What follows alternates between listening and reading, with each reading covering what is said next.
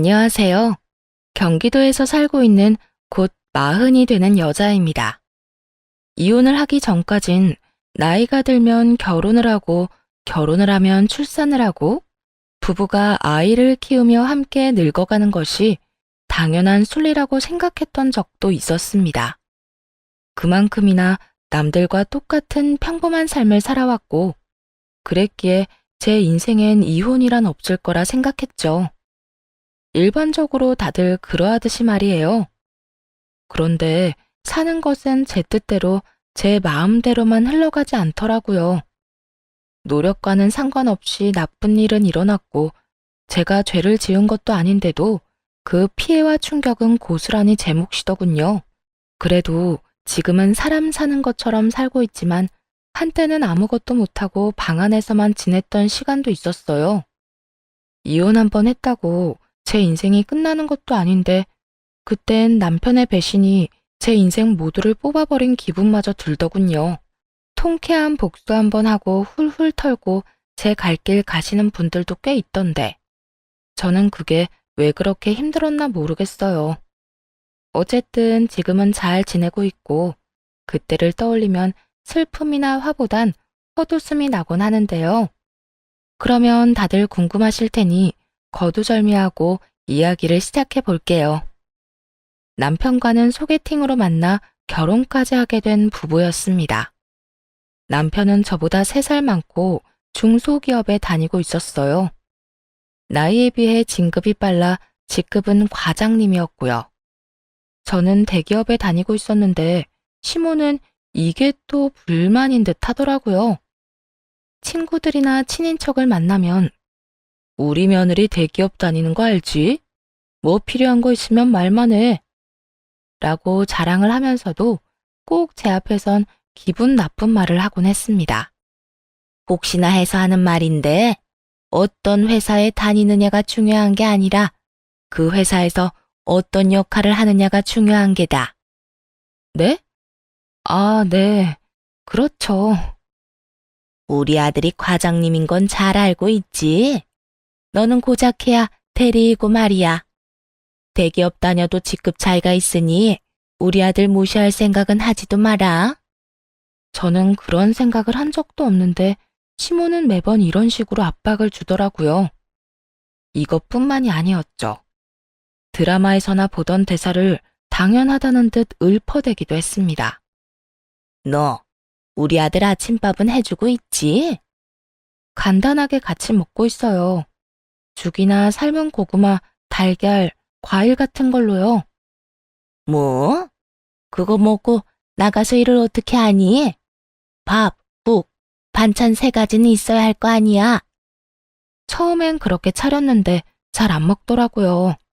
그래서 가볍게 챙기고 있어요. 남편도 이 편이 더 좋다고 하고요. 우리 아들이 그게 정말 좋아서 좋다고 하는 거겠니? 다 네 눈치 봐서 그러는 거지. 아, 너 우리 아들 와이셔츠는 날마다 다려주고 있지? 드라이 맡기면 다 다려서 가져다 줘요, 어머님. 그게 마음에 안 들면 남편이 직접 다시 다리고요. 이것 봐라, 이것 봐. 너 아녀자가 돼서 뭐 하나 제대로 하는 게 없지 않니? 맞벌이 한다고 해도 넌 주부야, 주부. 집에서 남편 뒷바라지를 잘해서 남자가 나가서 큰일을 할 거 아니니? 헛웃음이 다 나오더라고요. 남편이요. 총각 때도 아침밥은 얻어먹은 적이 없다고 하더라고요. 그래서 결혼하고 나서 제가 차려주는 아침밥도 부담스러워서 소화가 안 된다고 간단하게 먹자고 먼저 했었고요. 아들 식습관을 그렇게 잡히게 한 사람이 며느리 한번 잡아보려 아침밥 타령을 하는 상황이니 웃음이 날 수밖에요. 거기에다 와이셔츠도 마찬가지예요. 양복뿐만 아니라 본인 빨래는 본인이 알아서 하는 습관이 들어 제가 건드리면 그게 더 불편하다고 했던 사람이 남편이었습니다. 이렇듯 시자를 달고 나자 시모는 폭군과 다름이 없었고 이럴 때마다 남편이 나서주었어요. 엄마, 내가 웬만하면 듣고만 있으려고 했는데 적당히 좀 해. 내가 뭘 어쨌다고 나한테 이러니? 다 널 위해서 하는 말인데. 다 날 위한 말이 아니니까 그렇지.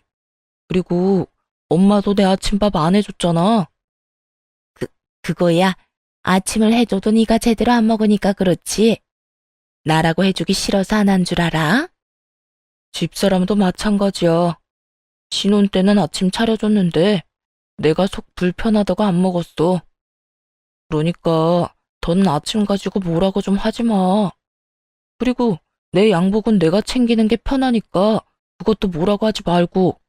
넌 엄마가 무슨 말만 하면 네 마누라 편들기 바쁘더라. 편들만 하니까 들지. 엄마, 말이야 바른 말이라고. 중소기업이랑 대기업이랑 비교가 돼? 그냥 대단하다 우리 며느리, 장하다 우리 며느리 하면 되는데 왜 매번 트집 잡아서 이 사람을 괴롭혀? 이 엄마는 다 우리 아들 생각해서 그런 거지. 괜히 마누라한테 기도 못 펴고 살까 봐서. 이 사람이 그럴 사람이야? 오히려 나한테 우리 남편이 제일 잘났다, 최고다 하면서 나 지켜 세워주는 사람이야. 그러니까 앞으론 그러지 좀 마. 아들 이혼 당하는 꼴 보기 싫으면. 이렇게 남편은 늘 제 편에 서서 저를 보호해 주었고, 이런 남편이 있었기에 시모의 시비를 웃으며 넘길 수 있었습니다. 가끔 있는 시모의 문제만 아니라면 결혼 생활은 제가 꿈꾸던 생활과 가까웠어요. 출근을 해선 각자 맡은 바 일을 열심히 하고 퇴근하고 집에서 만나 함께 저녁을 먹고 시시콜콜 이야기 나누며 하루를 마무리하는 일상이 참 행복했죠. 그런데 어느 날부터 남편의 출장이 잦아지기 시작했습니다. 이번에 우리 평가 있는 거 알고 있지? 그것 때문에 당신 요즘 바빠서 매일 야근이잖아. 이번 일 제대로 해내기만 하면 진급은 따놓은 거나 마찬가지라서 한동안 바쁘기도 바쁘고 출장도 잦을 거야. 아마 주말에 출장을 가는 일이 많을 건데 당신이 이해 좀 해줘. 주말에? 나는 괜찮은데 당신이 피곤해서 어떡해. 어쩔 수 없지. 나도 나지만 우리 가정을 위해서 내가 더 열심히 해야지. 잦아진 야근에 주말 출장까지. 남편이 수상하긴 했어요. 거기에다 바쁘다는 이유로 점점 예민해져 다투는 날들도 생겨났고요. 저희가 특히 날을 세워 다투었던 건 임신 문제였어요. 저는 테스트기를 확인할 때마다 실망스러움에 눈물이 다 날 지경인데 남편은 남의 집 이야기 듣듯 관심이 없는 모습을 보이더라고요. 또 아니네. 매번 기대하지 말아야지 하면서도 아닌 거 확인하면 속상해. 다음엔 되겠지 뭐. 저에겐 시선 한번 주지 않고 기계적으로 딱 저렇게 말하는데 욱하고 감정이 올라오더라고요. 여보, 지금 다른 집 이야기해? 우리 이야기하잖아. 이번에도 임신 아니라고 나만 속상해? 나도 속상해. 그런데 나까지 울고불고 한다고 달라지는 게 있어? 달라지는 건 없어도 관심은 좀 가져야 할 거 아니야. 당신 이렇게 무관심한 모습 보일 때마다 나 섭섭해. 아, 진짜. 나 바빠서 힘들어하는 거 당신 눈엔 안 보여? 잠잘 시간도 부족하고 주말엔 쉬지도 못하고 출장 다녀. 그런 나한테 이렇게 징징거려야 해? 징징? 당신 어떻게 나한테 그런 식으로 말할 수가 있어? 내 입장에선 당신한테 위로 정도는 바랄 수도 있는 거잖아. 위로도 내 상황이 좋아야 할 마음이 생기는 거야. 나도 힘들어서 예민한데 당신까지 옆에서 계속 우는 소리 하면 나도 지쳐. 나도 힘들다고. 나만 좋자고 임신 준비해? 나만 원해서 임신 준비하는 거냐고. 당신이 먼저 이야기 꺼내서 시작한 준비인데 왜 나만 이렇게 마음고생, 몸고생 해야 하냐고. 그렇게 힘들면 하지 마. 안 하면 될 거 아니야. 그까짓 임신이 뭐라고 사람을 이렇게 못 살게 굴어? 그래, 그만하자, 그만해. 나도 이 문제로 당신하고 다투는 거 지긋지긋하다고. 이쯤엔 서로 감정이 많이 상한 터라 한번 다투기 시작하면 상처되는 말이 오가기 일쑤였고, 사이가 멀어지면 멀어질수록 변해버린 남편이 의심스러울 수밖에 없었어요. 그런데 남편의 얼굴이 점점 더 hel숙해지고 일거리를 집으로 가지고 와 새벽까지 일을 하니 의심은커녕 안쓰러운 마음마저 들더라고요. 사람 감정이라는 게 무서운 것이 그때까진 남편을 믿기도 했고 너무나도 사랑했기에 피어나는 의심도 애써 모른 척 무시했던 것 같아요. 그날도 마찬가지였습니다. 제 생일이었는데 주말이 겹쳐 오랜만에 남편과 좋은 시간을 보내야겠다고 기대를 했죠. 그런데 남편이 또 출장을 가야 한다고 하더라고요.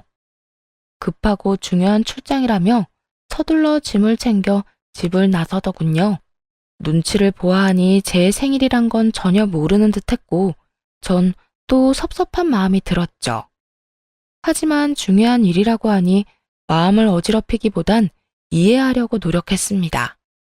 매년 있는 생일 유난 떨지 말자고, 내년, 내후년엔 더 행복하겠지 하고요.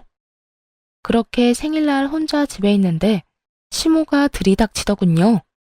보약 한 박스를 들고 왔는데 그렇지 않아도 좋지 않은 마음에 비수를 내리꽂으며 한약을 주더라고요. 내가 어디 가서 너희를 좀 물었는데 너희가 애가 안 생기는 게 다 너 때문이라고 하더구나. 네? 저요? 그래, 너. 네가 기가 너무 세서 아이도 안 들어서고 우리 아들 일도 잘 안 풀린다고 하더라. 그래서 내가 너 기도 좀 죽이고 임신도 잘 되는 약으로 지어왔으니 하루에 3번 빼놓지 말고 챙겨 먹거라. 들어보니 정식 한의원에서 지어온 약도 아닌 듯 하더군요. 어디 가서 사기를 당한 것이 분명한데 출처도 불분명한 약을 내밀며 어찌나 생색을 내는지 기가 막혔죠. 그런 말도 안 되는 말을 듣고 이 약까지 지어오신 거예요? 이거 얼만데요? 아니, 거기 어디예요? 연락처 있으면 저 좀 주세요. 왜? 가서 환불이라도 하게? 환불만 하겠어요? 가서 왜 그딴 말을 했는지, 그런 말을 한 근거는 있는 건지 제가 좀 드러나 봐야겠어요. 아서라, 여기 예약도 힘들어서 지인들한테 부탁하고 부탁해서 다녀온 곳이야. 괜히 의심하면 약발만 떨어지니 긴 말 말고 시키는 대로 해. 단호한 시모를 보아하니 제가 무슨 말을 해도 씨알도 먹히지 않을 것 같았어요. 그 사기꾼이 몸에 좋다면 돌가루 물도 약물이라며 마실 사람 같아서 더 말해봤자 시간 낭비만 될 것이 뻔했죠.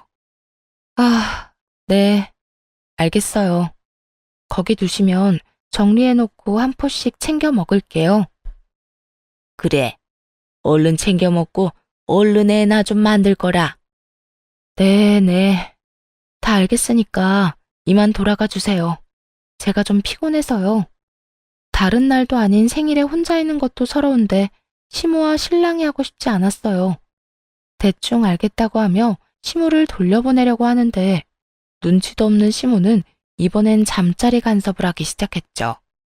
그런데 너희 잠자리는 가지고 있니? 언제 가졌니?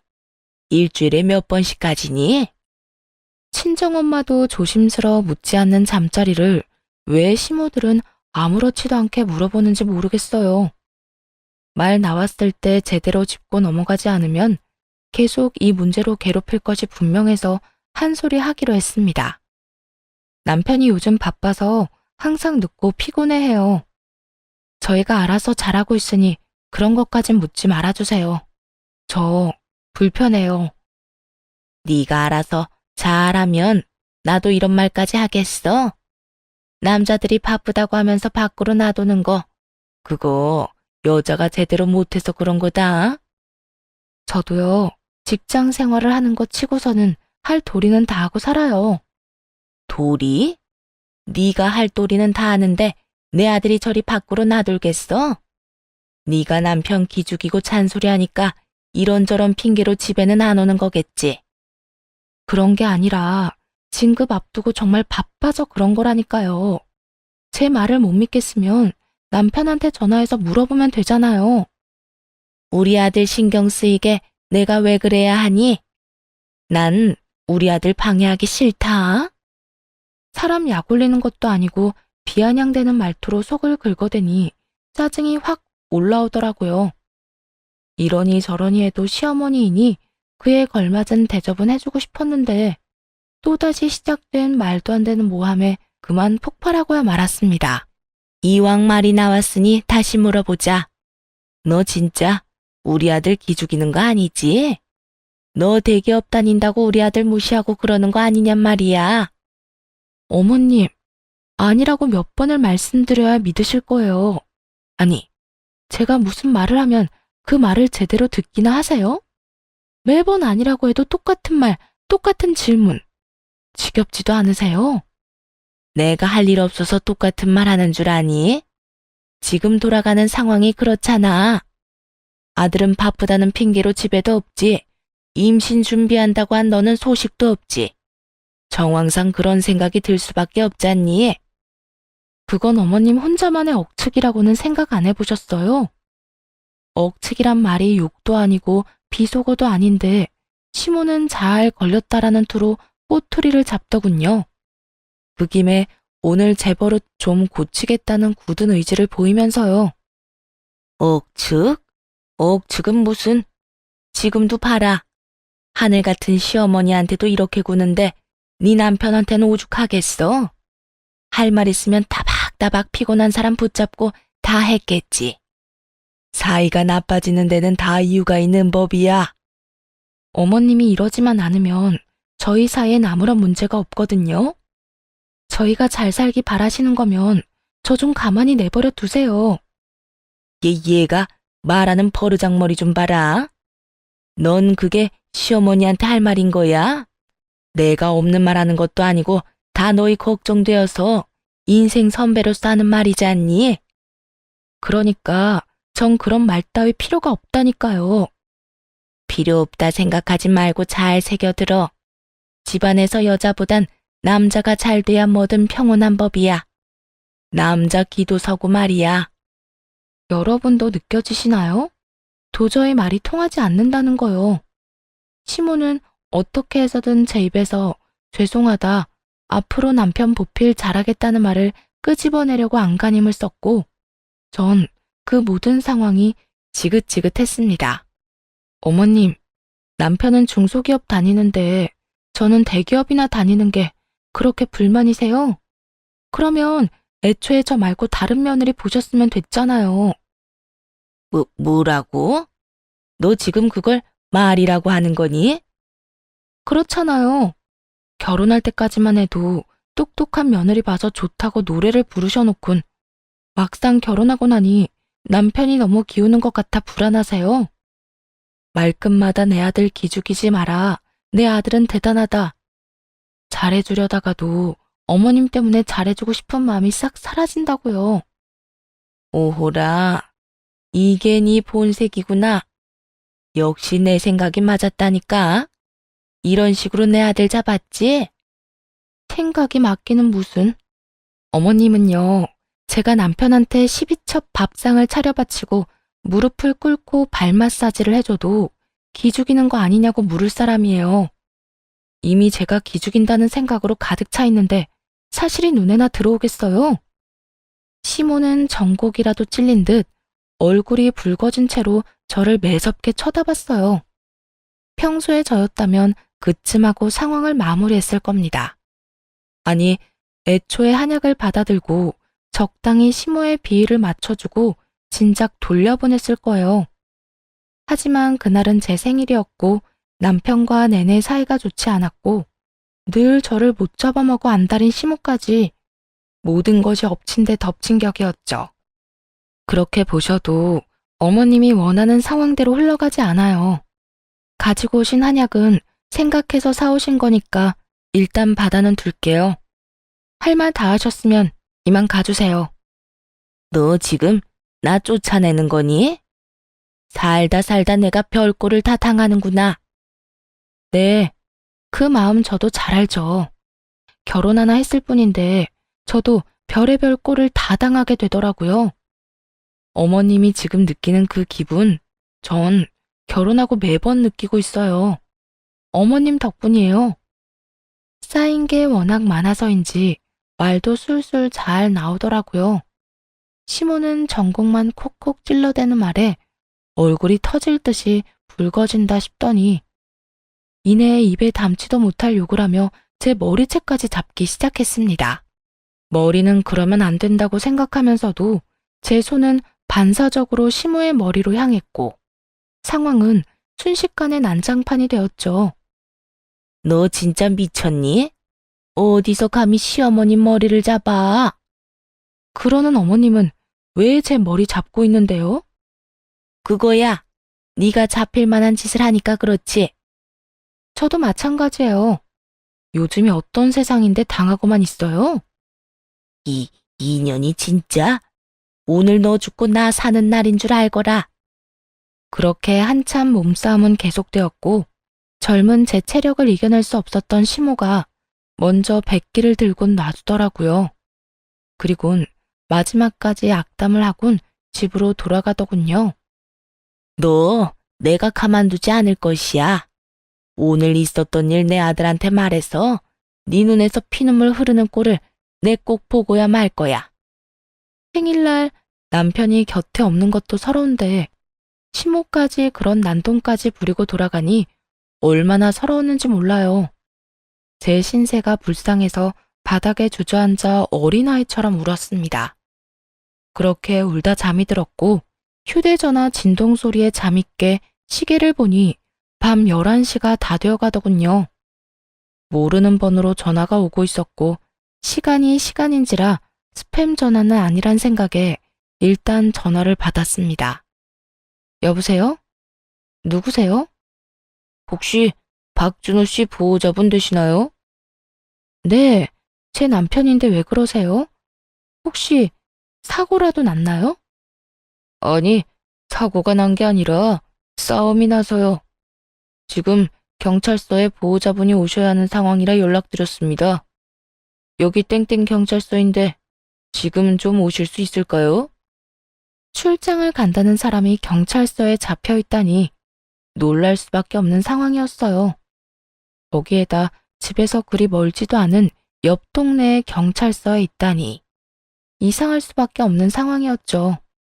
이해할 수 없는 일만 가득한 상황이긴 했지만 생각에 잠겨 있을 시간은 없었고 서둘러 경찰서로 향했어요. 문을 열고 들어가니 시모도 와 있더라고요. 시모의 시선을 애써 무시한 채 남편을 찾았고 경찰서 의자에 앉은 술에 잔뜩 취한 남편을 발견할 수 있었죠. 그리고 그 옆에 자리한 젊은 여자까지 말이에요. 그래요. 남편은 혼자가 아니었습니다. 척 보아도 20대 중반도 되지 않아 보이는 어린 여자와 다정히 어깨를 기대고 있더군요. 시모도 그런 두 사람을 발견한 뒤였고 저보다 더 당황한 기색이 역력한 시모는 재빠르게 남편을 두드려 깨우기 시작했죠. 이 녀석아, 정신 좀 차려봐.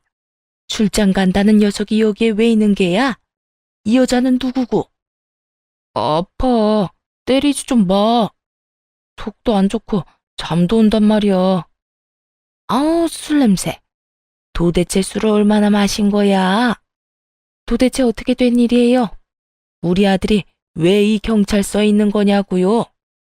남편을 깨우다 지친 시모는 경찰분에게 어떻게 된 상황인지 묻기 시작했고 경찰분은 여러 눈치를 살피더니 차근차근 상황을 설명해 주더군요. 그게 요 앞에 호수 아시죠? 거기 술집에서 싸움을 하셨어요. 저기 있는 젊은 남자분들이랑. 우리 아들이 싸움을요? 그럴 리가 없어요. CCTV는 확인해 보셨나요? 지금 생사람 잡고 있는 거 아니냐고요? CCTV 다 확인해 봤고요. 본인도 인정하고 진술 끝난 상태입니다. 저 여자분이랑 같이 술집에 있는데 저 젊은 남자분들이 저 여자분한테 같이 술 한잔 하자고 전화번호 알려달라고 해서 화나서 먼저 때렸다고요. 우리 아들이요? 저 여자가 도대체 뭐길래 우리 아들이 그런 짓까지? 그럴 리가 없다고요. 저희는 그런 것까지 모르고요. 어쨌든 있었던 사실만 말씀드리는 것뿐입니다. 보호자분 오셔야 한다니까 어머님이랑 아내분 부르셨고요. 한사코 두 분 다 오셔야 한다고 해서 두 분 다 불러드렸으니 얼른 깨워서 데리고 가세요. 들어보니 가관이더군요. 그간 왜 남편 행동이 바뀌었나 했더니 일이 바빠서가 아닌 외도나 저지른다고 예민하게 굴었던 것이더라고요. 유난히 헬쑥해진 얼굴도 두 여자를 오가다 보니 그랬던 것이었고 출장이 잦았던 것도 외도 때문이었죠. 그리고 그날 제 생일도 잊은 남편놈은 상간녀와 함께 불륜의 메카로 불리우는 호수에서 좋은 시간을 보냈고 거기에서 상간녀로 인해 싸움까지 난 것이었습니다. 술에 얼마나 취한 것인지 보호자를 부르라는 경찰분의 말에 저와 시모의 번호를 주며 둘 다 부르라고 우겼고 추악한 외도 사실을 저에게 들키게 된 것이었죠. 경찰분도 제 눈치를 보며 더는 곤란하니 묻지 말란 식으로 말을 끊었는데 시모만 급하게 큰 소리로 그럴 리가 없다. 분명 무슨 사정이 있었을 거라며 상황을 부인하기 시작했죠. 너 진짜 정신 안 차려? 얼른 일어나서 아니라고 네 입으로 말하란 말이야. 무슨 사정인지 네가 말해보란 말이야. 엄마, 그만 좀 때려. 아프단 말이야. 맞다. 엄마, 인사해. 우리 회사 신입사원 김희영. 예쁘지? 우리 회사에서 제일 어리고 제일 예뻐. 내 애인이다. 시모의 얼굴은 사색이 되어갔고 저는 생각 자체가 사라지더군요. 화가 나지도 않았고 슬프지도 않았어요. 그저 기가 막혔죠. 콧방귀를 끼며 그 자리에 가만히 서 있으니 시모가 저에게 다가와 어떻게 해서든 상황을 무마해보려 애쓰더군요. 아가야, 그게 저 녀석이 지금 술에 많이 취해서 자기가 무슨 말을 하는지 모르는 것 같구나. 오해하지 말고 일단 내일 다시 이야기 나눠보는 건 어떠니? 어머님, 혹시 그거 아세요? 오늘 제 생일이에요. 뭐? 그게 남자가 큰 일을 하다 보면 그런 건 잊을 수도 있고 그런 거야. 지금 일도 그래. 신입사원이라고 하는 거 보니까 출장을 함께 온 직원인가 보구나. 그렇고 말고. 기껏 생각해낸 말이 젖따위니 기분이 점점 나빠지더라고요. 어머님은 제가 바보인 줄 아세요? 이 사람 부산 출장이라고 짐까지 야무지게 싸서 갔어요. 여기가 부산인가요? 그게 출장지가 바뀌었을 수도 있지. 아까 경찰분들이 하는 말 같이 들었잖아요. 여자 때문에 싸웠다고. 그건 어떻게 설명하실 건데요? 그거야 부하 직원이 괴롭힘 당하는 줄 알고 그랬을 거다. 우리 아들이 워낙 정의감이 넘치지 않니? 그럼 저 인간 입으로 애인이라고 어머님께 소개한 건요? 말은 되지 않지만 어떻게 해서든 변명을 해대던 시모도 마지막 물음에 할 말이 없는데 입을 다물더군요. 그리곤 이내에 더는 가망조차 없다 싶었는지 뻔뻔하게 큰 소리를 치더라고요. 에휴, 그래. 내 아들이 네 생일날 거짓말하고 다른 여자랑 있었어. 그게 왜? 뭐가 어쨌다고 그렇게 인상 팍 쓰고 시어미를 쥐잡듯이 잡니? 어머님이 제발 저려서 쩔쩔맨 적은 있어도 제가 쥐잡듯 잡은 적은 없는데요. 이 와중에도 모함을 하시네요. 참 대단하세요. 어쨌든 남자들이 큰 일을 하다 보면 잠시 한눈도 팔고 그러는 거야. 그 정도는 네가 당연히 이해하고 살아야지. 큰일로 따지면 제가 더 큰일을 하는데 그러면 저도 바람 피워도 되겠네요? 이 건방진 것이 어디 감히 시어머니 앞에서 바람 피운다는 이야기를 해? 제가 지금 그런 거 따지게 생긴 줄 아세요? 지금 당장 저 인간 씹어먹어도 속이 안 풀릴 것 같다고요. 그런데 뭐요? 남자가 뭐가 어쩌고 저쩌요? 그게 지금 저한테 할 말이에요. 냉정히 가라앉았던 감정은 시모가 입을 떼면 뗄수록 이성을 잃을 만큼 달아올랐고 뻔뻔하게 나오던 시모도 도저히 안 되겠다 싶었는지 또 태세를 바꿔 빌기 시작하더군요. 그래, 네 심정 어떤지 안다. 그냥 바람을 피웠다고 해도 기가 막히는데 하필 네 생일날 이런 꼴까지 보게 됐으니 속이 많이 상했겠지. 내가 대신 사과하마. 미안하다, 아가야. 이런 일 때문에 이혼할 것도 아니고 너도 적당히 하고 넘어가 주려무나. 누가 그래요? 이런 일 때문에 이혼 안 한다고? 설마 너 이혼할 거니? 네, 이혼할 거예요. 지금은 무슨 조선시대도 아니고 누가 남편 외도를 참고 살아요. 그것도 이런 꼴까지 다 봤는데 제가 미쳤다고 참고 살아요? 아가야, 다시 생각해보려무나. 내 아들이 이혼이라니 말도 안 되는 일이야. 이혼남 되면 회사에서 평판도 나빠질 테고 앞길에 얼마나 큰 지장이 되는지 알고 있지 않니? 거짓말 하나 보태지 않고 딱 이렇게 이야기하는데 저보다 더 빠르게 경찰분들이 헛웃음을 치며 한숨을 쉬시더군요. 그 말 들으니 더 이혼해야겠네요. 전 절 배신한 저 인간이 잘 먹고 잘 사는 꼴은 절대 보기 싫거든요. 그러지 말고 이때까지 같이 산 정을 생각해서라도 다시 생각해보렴. 너도 이혼녀 되면 좋은 거 하나 없지 않니? 참고 사는 거보다 이혼녀 되는 게 저의 정신건강엔 더 좋을 것 같네요. 그러면 술에 취한 아들이랑 새 며느리 잘 챙겨서 가세요. 아가야! 아가야! 절규에 가까운 소리를 내며 시모가 불렀지만 그대로 경찰서를 나와 집으로 돌아왔습니다. 집에 도착하고 나니 그제야 실감이 나더라고요. 믿어 의심치 않았던 남편이었기에 그 배신감은 정말 말로 다하지 못할 정도였습니다. 그리고 그 배신감을 원동력 삼아 생각하고 또 생각했어요. 어떻게 해야 이 원통스러운 마음을 조금이라도 돌려줄 수 있을지 말이에요. 그리고 기다리던 해는 떠올랐고 전 곧장 한약을 챙겨 남편의 회사로 찾아갔어요. 로비에 들어서자마자 저를 알아본 직원들이 인사를 건네주더라고요. 친절하게 사무실까지 안내도 해주어 쉽게 사무실에 도착한 저는 바로 상간녀를 찾았어요.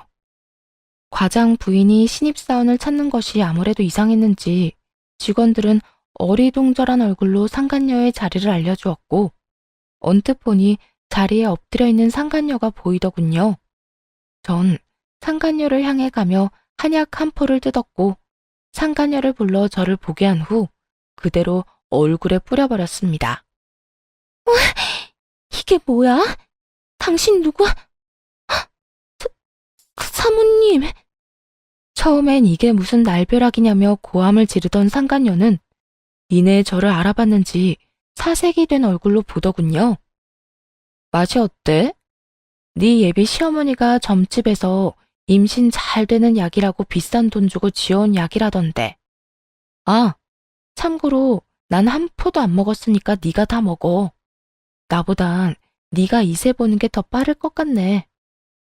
사모님, 그게 아니라... 상간녀는 저에게 무어라 말하려 했지만 말할 시간도 주지 않고 가위 하나를 들고 쉴 새 없이 한약을 뜯어 상간녀 머리 위로 들이부어 버렸네요. 지은 죄는 아는 것인지 아무 반항도 없이 그대로 당하고 있더라고요. 사무실 바닥이 한약으로 흥건해질 때쯤 이야기를 전해 들은 남편이 달려왔고 저의 손목을 붙잡고 애원하기 시작했죠. 여보, 그만 좀 하고 내 이야기 좀 들어봐. 엄마한테 이야기 들었는데 당신이 오해하고 있는 거야. 오해? 무슨 오해? 당신이 내 생일날 출장 간다고 거짓말하고 이 어린 거랑 좋은 시간 보낸 거? 아니면 이 어린 것 때문에 쌈박질하다가 경찰서까지 간 거? 뭐가 오해인데? 전 일부러 언성을 높여 외치듯 말했고 남편은 안절부절 못하며 주변 눈치를 보더군요. 그게 일단 나가서 이야기하자. 당신이 여기서 이러면 앞으로 내가 회사 생활은 어떻게 해? 일단 나가기만 하면 내가 천천히 다 설명할게. 설명? 나 그딴 거 필요 없어. 당신이 그날 경찰서에서 이 어린 거 어머님한테 애인이라고 소개한 거 기억 안 나? 이미 들을 설명 다 들었는데 이제 와서 무슨? 아니야, 아니라니까. 그건 내가 너무 취해서 헛소리 한 거라니까. 취중 진담이겠지. 됐고, 이혼하자고 말하려고 왔어.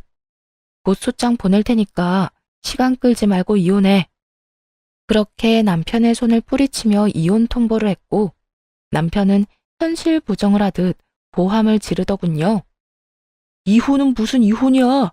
말이 되는 소리를 해. 그러면 내가 참고 살 줄 알았어? 그게 더 말이 안 되는 일이라고는 생각 안 해. 화난 거 알아. 이해해. 나 같아도 화날 거고 배신감 느낄 거야. 그래도 이혼은 아니지. 회사까지 찾아와서 이 정도 화풀이 했으면 됐지. 꼭 이혼까지 해야겠어? 왜 당신이 이 정도면 됐다 안 됐다를 판단해? 배신을 당한 피해자는 난데. 피해자라는 말까지 할 상황이야? 그냥 바람이야. 스쳐가는 바람. 어쩌다 보니 잠시 예쁜 꽃에 홀려서 한눈 좀 판 것뿐이라고. 그게 이혼까지 할 만큼 큰 잘못은 아니잖아. 이혼만으론 성에 차지 않을 것 같아 회사까지 찾아온 것인데 남편 놈은 이혼까지 할 만큼의 잘못은 아니라고 하더군요. 뻔뻔한 것도 정도가 있는 것인데 남편 놈은 탄성이 터질 정도로 뻔뻔했어요. 남편이 그렇게 상간녀와의 관계를 딱 자르고 나오자 상간녀도 기분이 나빴는지 버럭하고 나서더라고요. 오빠, 아니, 과장님. 상황이 상황인지라 제가 웬만하면 듣고만 있으려고 했는데 말이 너무 심한 거 아니에요? 잠시 한눈 판 거라고요. 언제는 나 하나뿐이라고 당장이라도 이혼하고 오고 싶다는 사람이 누군데? 너 입 안 다물어? 나설 자리 안 나설 자리 분간 못해?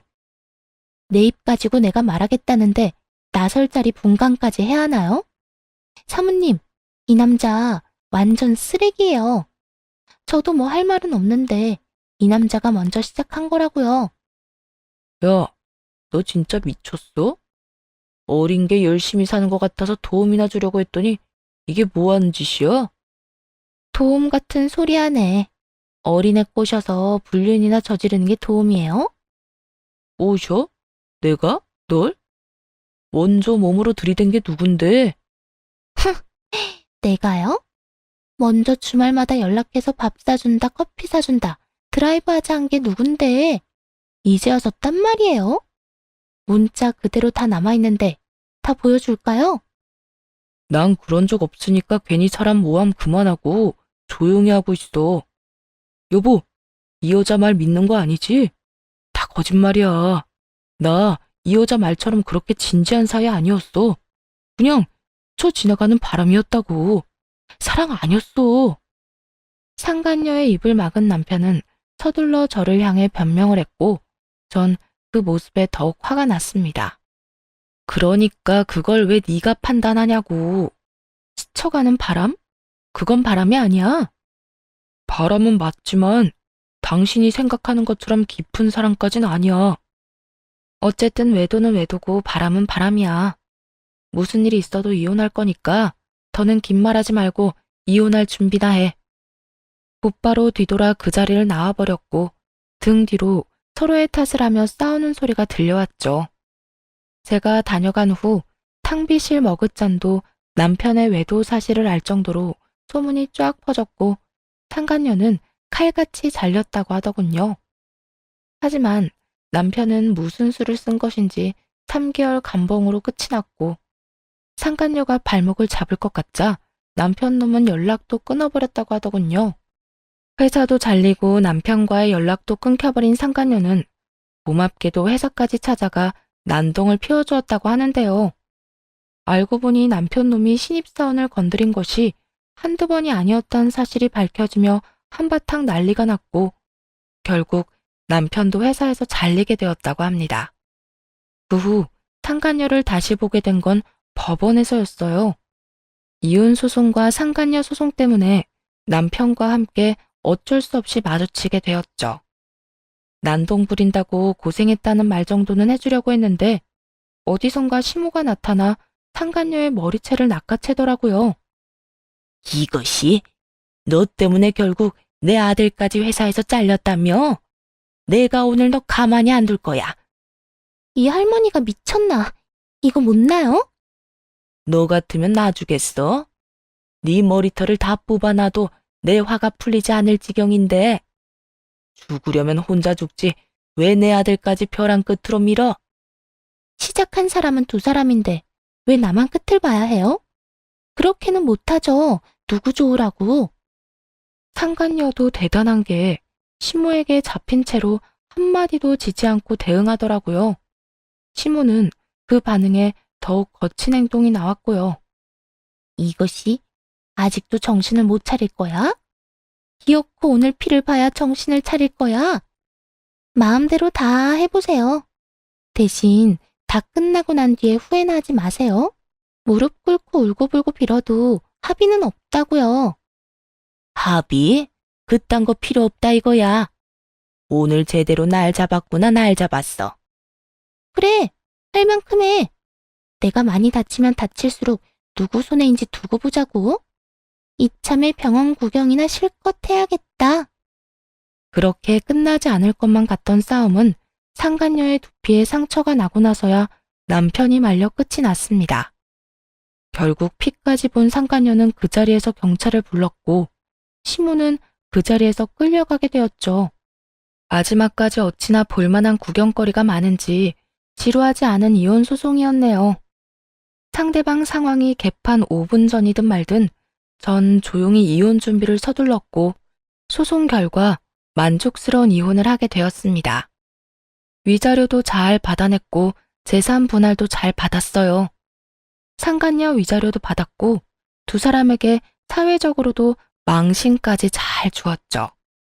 그 덕에 전 남편은 거짓골에 당장 취업도 어려운 지경이 되었고 상간녀는 젊은 나이에 불륜녀 딱지를 붙인 탈모녀가 되었습니다. 그렇게 끝이 났냐고요? 아니요. 설마요. 스쳐가는 바람이라며 미안하다는 말은 끝까지 안 턴 전 남편이 이도 안 되는 거짓 신세가 되자 찾아오더군요. 눈물까지 흘리며 말이에요. 여보, 내가 미안해. 내가 미쳤었나 봐. 내가 진짜 당신한테 할 말이 없다. 여보는 무슨? 그렇게 부르지도 마. 우리 이혼한 거 잊었어? 당신이 자초한 이혼이었잖아. 안 잊었어. 매일같이 그 순간을 후회하고 있어. 내가 당신한테 그러면 안 되는 거였는데 그땐 정말 내가 일이 너무 힘들다 보니 기댈 곳이 필요했어. 신입사원한테 기대는 직장 상사라. 그거 참 참신하긴 하다. 그래서 신입사원 들어올 때마다 그렇게 추파를 던졌어? 들어보니까 한두 명이 아니던데? 그건 그 여자가 다 모함한 거라니까. 다 사실이 아니라고. 사실이든 아니든 나하고는 이제 상관없어. 어차피 우리 이혼했고 더는 그런 게 중요하진 않으니까. 나한텐 중요한 건 당신이 다신 날 안 찾아오는 거야. 그렇게까지 딱 자르지 마. 나도 양심상 당장 다시 살자는 말하려고 온 건 아니야. 그저 다시 한번 기회를 달라는 말 하고 싶어서 왔어. 내가 앞으로 잘할 테니까 기회를 좀 주면 안 될까? 자기랑 결혼 한번 했던 것이 무슨 벼슬도 아니고 어쩌면 저리도 뻔뻔하게 굴 수 있는 것인지 이해가 되지 않더군요. 심지어 이혼 사유도 보통 이혼 사유가 아니잖아요. 그런 이유로 이혼까지 당해놓고 기회 타령이나 하는 전 남편에게 화가 치솟았어요. 넌 진짜 내가 만만하구나. 우리 이혼 사유가 다른 이유도 아닌 외도야, 외도. 나 말고 어린 년 좋다고 가놓고선 이제 와서 기회? 무슨 기회? 널 이 세상에서 없애버릴 기회라도 줄까? 무섭게 왜 그래? 당신 나 많이 사랑했잖아. 그런 좋았던 세월을 생각해서 나한테 기회 한 번 더 달라고 하는 게 그렇게 화낼 일이야? 그 순간 어떤 생각이 들었는지 아세요? 내가 이딴 인간인 걸 모르고 내 인생을 허비했구나라는 생각이요. 누굴 원망하고 싶지도 않고 그저 제가 한심했습니다. 그러면서 더는 한심하단 생각이 들지 않게 확실히 하기로 했어요. 아 뜨거워 하고 다신 찾아올 생각도 하지 못하게 만들어야 했죠. 야, 정신 차려. 좋았던 세월은 지나갔고 지나간 시간은 네가 무슨 생쇼를 해봤자 돌아오지 않아. 그러니까 여기서 시간 낭비하지 말고 꺼져. 차마 적진 못했지만 욕설을 섞어가며 제 심정을 전하자 전 남편 놈은 자리에서 일어나 마지막 발악을 하듯 제 팔을 붙들고 늘어지더라고요. 그래서 전 마지막 본때를 보여줄 요량으로 있는 힘껏 남편의 뺨을 올려붙였네요. 다시 찾아오잖아? 내 손 더럽힐 필요도 없이 경찰 부를 거야. 그리고 무슨 수를 쓰든 거기에서 못 나오게 해줄 테니까 그 정도 각오는 하고 찾아와. 알겠어? 정말 이렇게까지 나올 거야? 이렇게까지 나오게 만든 사람이 너야 너. 양심도 없이 어딜 찾아와서 기회 타령이야? 얼른 가. 다신 찾아오지 말고. 그렇게 돌아간 전 남편은 더는 찾아오지 않았고 그 뒤로 전 남편은 볼 것도 없이 한심한 꼴로 전 시모랑 오손도손 살고 있다는 이야기를 들을 수 있었네요. 가정 소중한 줄 모르고 헛짓거리하고 다니더니 그 꼴 좋다고 생각했네요. 그 후 전 일단 부모님이 계신 지역으로 이사를 하며 이직도 했습니다. 사연 처음에 말씀드렸다시피 워낙 심적으로 힘들기도 했고 전 남편과 전 시모가 또 찾아올까 걱정이 크기도 해 내린 결정이었죠. 새로운 곳에서 적응하랴 여러 가지 상처를 털어내랴 힘든 시기를 보낼 때 아빠가 저를 꽉 안아주며 이렇게 말씀해 주셨습니다. 딸, 많이 힘들지? 원래가 그런 거야. 나쁜 사람이었지만 우리 딸이 많이 사랑했고 한때는 전부였던 사람이었잖아. 그런 사람이랑 그런 이유로 헤어지게 되었는데 그게 어떻게 하루아침에 아무렇지 않은 일이 되겠소? 아빠, 다들 나같이 힘든 거겠지? 그럼 다들 힘든데 표현을 안 하는 것뿐이야. 그런데 그런 사람들은 속으로 삭히다 크게 힘든 날이 꼭 온다. 그러니까 우리 딸은 다 표현하고 다 힘들어하고 난 후에 훌훌 털고 일어나. 그러면 되는 거야. 알겠지? 아빠, 엄마, 걱정만 끼치고 미안해. 걱정은 무슨. 아빠는 우리 딸이 당연히 힘든 시기를 씩씩하게 이겨낼 거라 믿어서 그런지 걱정 하나도 안 되는걸. 그러니까 너나 우리 걱정하지 말고 마음껏 울고 힘들어하고 다시 시작해. 심한 상처일수록 깨끗하게 나아야 새살이 돋아나는 법이니까. 누구나 해줄 수 있는 저 말이 아빠의 입을 통해 나오니 큰 위로가 되더라고요. 더욱 와닿기도 했고요. 그날 아빠와 많은 이야기를 나누었고 아빠의 말처럼 울고 싶으면 울고 웃고 싶으면 웃으며 회복의 시간을 보냈습니다. 긴 터널에도 끝이 있듯 저 역시 오랜 회복의 시간 끝에 밝은 햇빛을 보게 되었고 지금은 행복한 인생을 살고 있어요. 많은 고민을 했던 이사와 이직이 결국 저를 다시 일어나게 한 원동력이 된 것이죠. 요즘엔 회사 생활도 적응을 끝냈고 만나는 사람도 있어요. 개인 사업을 하는 사람으로 마음의 문을 닫고 열 생각이 없었던 저를 꾸준히 좋아해준 다정하고도 배려심 깊은 남자입니다. 아직 결혼 생각은 없지만 사람 일은 아무도 모르는 것이니 선은 긋지 않고 진중하게 잘 만나보려고요. 이로써 제 사연은 끝이 났네요. 사연을 쓰겠다고 마음먹을 때까지만 해도 저와 비슷한 이유로 힘들어하시는 분들에게 위로와 도움을 드리고 싶었는데요. 이렇게 다 쓰고 나니 제가 무슨 위로나 될 수 있을까 걱정이 되네요. 하지만 그럼에도 불구하고 제가 한마디 드리자면 이혼, 남들이 쉽게 말하듯 별거 아닌 게 아니더라고요. 저처럼 소송을 하게 되면 변호사도 만나야 하고 그에 따른 돈도 들고 혹시나 아이가 있으시다면 양육권 문제도 있고 말이에요. 별게 아니라고 하기엔 돈도 시간도 감정도 많이 소모되는 아주 큰 일이죠. 그런데 남편의 외도, 부부 갈등, 그리고 시댁의 일방적인 과한 요구와 간섭, 부당한 대우 등 이 모든 이혼 사유를 참고 살 만큼 이혼이 큰 일은 아니라고 생각합니다. 인생을 갉아먹으면서 몸도 마음도 병드는 것보다야 이혼하고 내 삶을 사는 게 더 나은 선택인 거죠. 분명 힘들겠지만 저처럼 또 다른 행복이 기다리고 있을 수도 있잖아요. 분명 다른 행복이 있을 거라 생각합니다.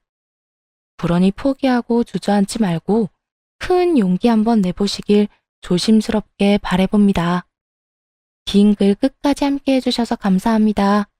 다들 행복하세요.